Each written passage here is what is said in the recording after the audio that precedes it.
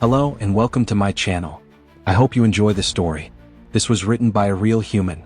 So please leave a like if you enjoy it to help the channel and subscribe for future content. It's free. Links to the story and Patreon will be in the description. Please go and support the author. Any support is always appreciated.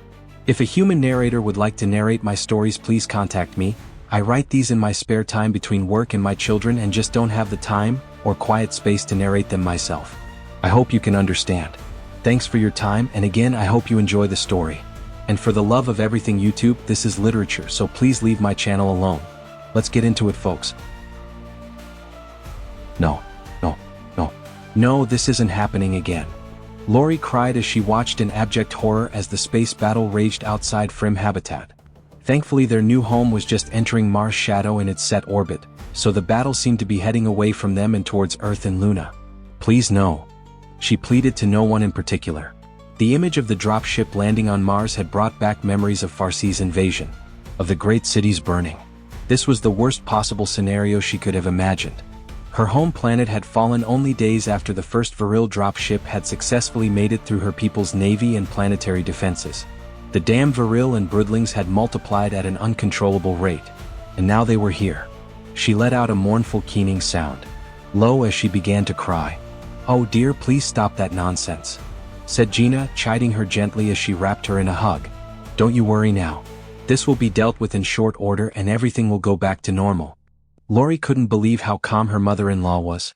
An orbital fort exploded behind her. The powerful shield generators flared a bright green as it intercepted the debris carried by the pressure wave. She looked back to the view screen. A massive dropship 4 times larger than anything that was used on Farsi had purposefully slammed into the planet's surface, its conical shape allowing it to spear several hundred meters into the Martian crust. The area was choked with an expanding cloud of dust and debris. At its center was the Viril dropship. The area nearest to its landing cleared rather quickly, and she could see hundreds of Viril and another type of bug she couldn't identify. They weren't Broodlings though. A news headline popped up on the live feed. She read, "Viril attack on Mars," and a timer ticking over extremely fast in the corner of the screen. She could see shuttles, both military and civilian, converging on the outer edges of the cloud, their engines burning hard. "All medical personnel stand by to receive wounded. Volunteer recovery crews report to your drone station. I repeat," came Regent Terra's voice throughout Frim habitat. The Orions intended to help retrieve the life pods and help the wounded. She knew Regent Terra had been working closely with U.S. Alliance military personnel to set their new home up to be able to help. Even hiring 3 more Eladrin doctors from Luna and Earth and a highly recommended mercenary unit out of a place called Cerberus 7 to help with securing enemy prisoners. "What are they doing?" Lori asked. "They're not military." She pointed at the civilian shuttles on the view screen. Gina looked to the screen and back to Lori before replying. "They are going to help defend their homes and families. Those are retired military and reservists on the planet." She nodded her head towards the window where flashes of distant grazers and missiles were visible from the space battle raging in the distance. "Lori dear, look at me." Gina waited for her tear-streaked eyes to look into her own. "I don't know exactly what happened on your home world. I know it must have been horrific beyond anything I could imagine, so I won't assume to know what you went through." Her mother-in-law squeezed her shoulders. "But you're here now. And your people are part of Sol now. This is your home now." She removed her hands from Lori's shoulders and turned to pick Thomas up, who had started fussing, before continuing as she gently rocked her grandson back and forth. "Whoever these Viril think they are, they'll be learning a hard lesson once those men and women get to them." Thomas had stopped crying and was giggling as Gina absently fluttered her fingers over him playfully. "Lesson?" Lori asked. The look in Gina's eyes had a dangerous, predatory glint to them, and a shiver ran through her as she remembered Tim casually dismissing the ship when he had met him. "The same lesson as the Dax, Rex and Solarians. We'll do whatever is necessary to protect our own," Gina replied solemnly. Lori caught sight of a Alliance ship. She wasn't sure what type it was, valiantly trading blows with 3 Viril destroyers. It appeared to be giving better than it was receiving. The U.S. ship seemed to absorb what got through and shrug it off somehow. She looked back to the view screen as shuttles neared the massive dust cloud still lingering from the dropship's impact. Hundreds of small dark figures dropped out of the bottom of the military shuttles directly into the cloud. Civilian shuttles began landing a little farther away and unloading, quickly setting up a perimeter. Hundreds of figures turned into what had to be thousands, and more shuttles continued to drop their cargo and fly away. She could even make out large vehicles being unloaded that looked to be armored, with large weapons and even sensor arrays. They quickly organized and began advancing into the cloud. As quickly as they managed this, Lori was stunned how efficient it seemed. Everyone had the same goals, knew what was expected of them, and regardless would complete their tasks. She picked Thera up from the crib and looked back at the Galnet news feed as she walked over to the couch, placing her on the floor where her brother and sister were playing with small wooden blocks with letters both in English and Orion inscribed on the different faces. The cloud had dissipated enough she could distinguish buildings poking through here and there. Flashes of light and bursts of fire could be made out now and then, illuminating the dust cloud briefly from within. She almost couldn't believe what she was seeing. It was like the humans and other Alliance members living here all knew what was expected to win and would, no matter what. And they continued to shuttle more and more into the area. The news feed switched to an Eladrin news anchor sitting behind a thick glass desk with a three-dimensional map hovering above it. He began to report. United Sol Alliance forces had reported local pockets of resistance holding out within the dropship's immediate vicinity, with some rather graphic amateur videos being released on the Galnet of those resistance pockets using unconventional and rather brutal methods to fight the invaders. Surprisingly, the only species complaining about the brutality were not U.S. Alliance member species. The consensus in the Alliance was unanimous. Fuck around and find out. Multiple clips began to play through. Lori could only watch partly in wonder at these people. Their protectiveness was almost collectively visceral. And she looked at Gina playing with her grandchildren. The feeling of impending doom in her chest melted into something else. This was her family now. These were her people now. She looked out the window again. She could see their small mining drones grabbing pods and slowly pulling them through the shield and into one of Frim Habitat's freighter bays usually used for loading ore. She looked at the picture of her and Tim standing together on Mars Station after their wedding and back out the window. He was on the Leviathan now, fighting. Come back to me. She looked at their children. Come back to us, my love. Jackson, over here, man. Hurry. Came Sam's gruff voice. He looked up as he cleared some rubble. He could see Sam waving him over to a doorway. The Lucian man had orangish blood matted in his gray fur from a gash over his left eye. His alta-canine-looking mouth had 4 visible broken teeth from catching a rifle, but from whatever those fucking yellow bugs were. He pointed the odd plasma caster he had picked up along the way at one of those same bugs that were running towards them and tapped the firing mechanism to discharge it. The glob of plasma sailed out with a whump, taking the bug in its thorax, dropping it as it let out a squealing sound halfway between a pig and a deer. Go! He yelled at Zava, stopping long enough to let her pass him in their sprint to find safety. She carried all 4 of their children and a large pack on her back that he had hastily thrown together when the fucking attack imminent alert began flashing through every data chit and view screen around.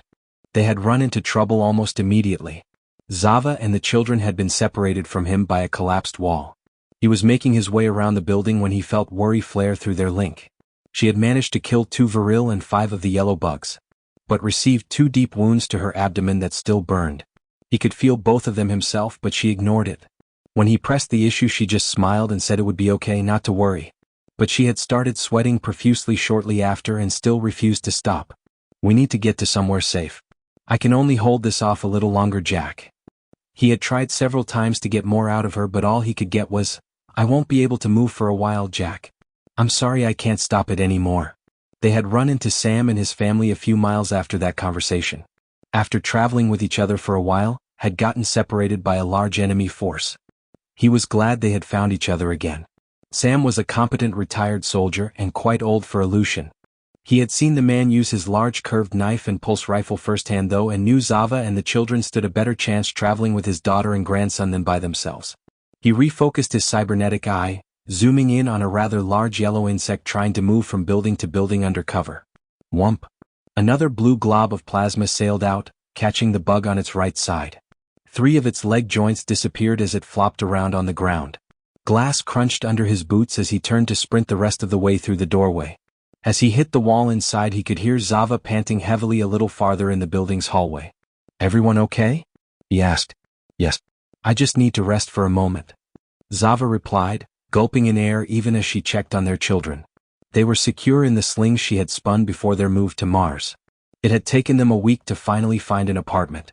He had received a large benefit package for being grievously wounded while performing his duties. He had secured a job at a nearby brewery shortly after arriving. Thankfully Zava had managed not only to make friends with the neighbors but seemed to have turned into a completely different individual than he had ever imagined. She had been trying to be his ideal mate, regardless of what he wanted. That goal had consumed her every fiber since leaving Europa.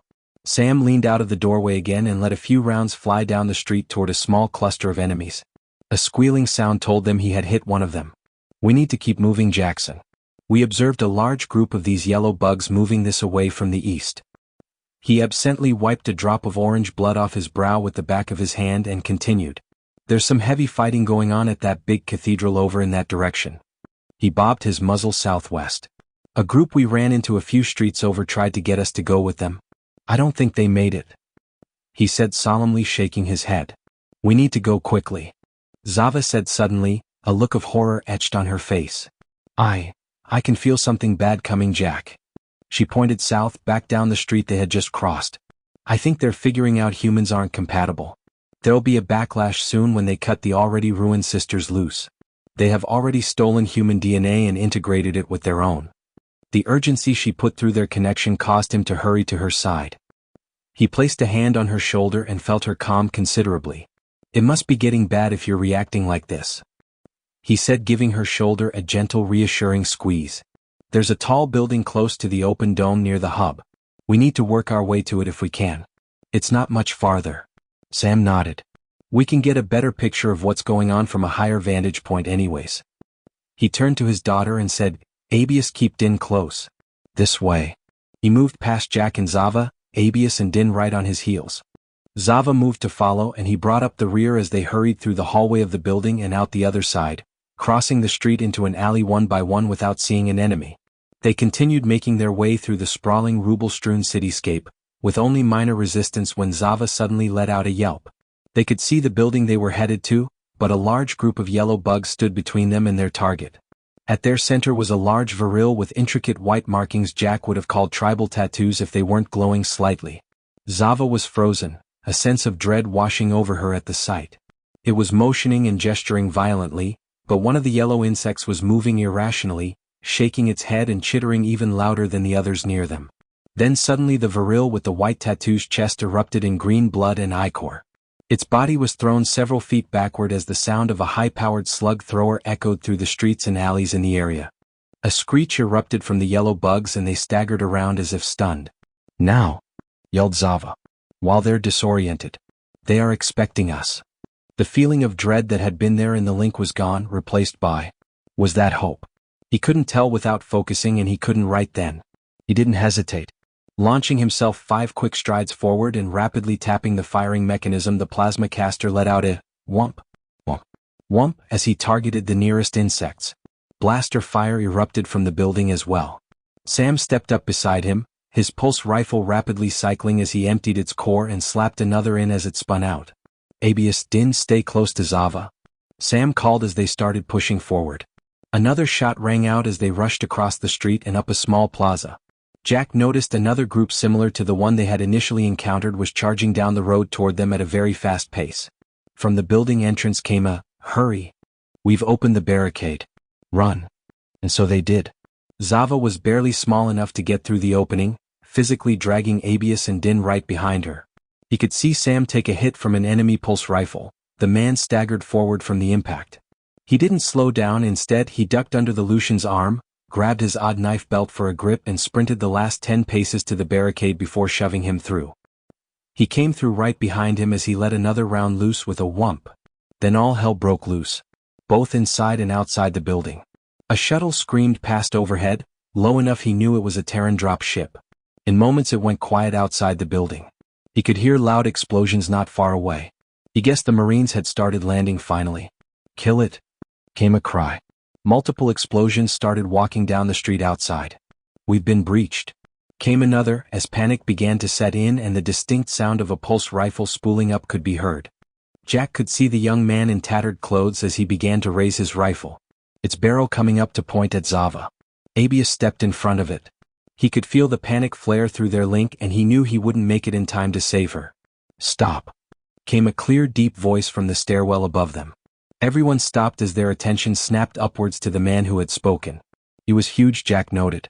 Probably ex-military by his commanding tone, and the way he held the large scoped slug thrower casually at the ready. He probably went through the Navy's gene therapy for heavy weapons use. But the most startling thing was that standing slightly behind him was a young virile woman holding a large blanket, a pulse rifle slung over her shoulder. Orlana? Zava managed as she was still visibly sucking in oxygen, winded after their flat-out sprint. The surprise was plain in her voice and through the link. Miss Zava. Thank the ancestors you're safe, said Orlana as she moved past the large man and down the remaining stairs. I'm sorry I couldn't speak with you telepathically. Something is scrambling our signals? I don't know how to explain it exactly. She shrugged as she made it to the bottom of the stairs and gently placed her hand on the pulse rifle and pushed it downwards, giving the young man a gentle smile and patting him on the head fondly. It's okay, John, she's a friend like me. She held out the blanket to Zava and said, please follow us. It looks like you're not going to be able to hold it off much longer. Come, my sister and I offer you the sanctuary our humble nest can provide. Jack finally made his way through the crowd of people to join Zava, while Abius and Din made their way to Sam, who was being treated by a young Frenian, her hands moving rapidly as she traced the man's wounds. Sticky strands of filament knitted themselves together over them, causing coagulation. He could hear Sam grunting in thanks. Zava looked at him and took his hand, draping the blanket around her shoulders. It was only then that he could feel her trembling. Her hand was cold and small beads of sweat dotted her face. You know her, Zava? He asked. He noticed her vigorous nod. Private Jackson, is that you? Came the deep voice as they neared the first landing following Orlana. Jack's attention snapped to the man as they stepped onto the second floor. Sergeant Gregory, sir? He said, recognition dawning on him. What the fuck are you doing here, sir? His surprise was obvious. Gregory glanced at Zava, and back at Jack as Orlana stepped up beside the big man and hooked her arm in his empty one as he gave a deep chuckle. Same thing you're doing, I suppose. It's good to see you doing well, Private. Come on. He nodded up at the stairs. Let's go somewhere we can talk. I have a feeling we're not going to be going anywhere for a while. Might as well catch up. With that, he turned and started up the stairs, Orlana beside him. Zave looked at him and then gave his hand a gentle squeeze as if relaying her support. Together they strode up the stairs. Thanks for listening. Please leave a like and hit the subscribe button if you enjoyed the story. If you feel generous and want to support the author's work, go visit the Patreon link in the description. Any support is welcome. Until next time.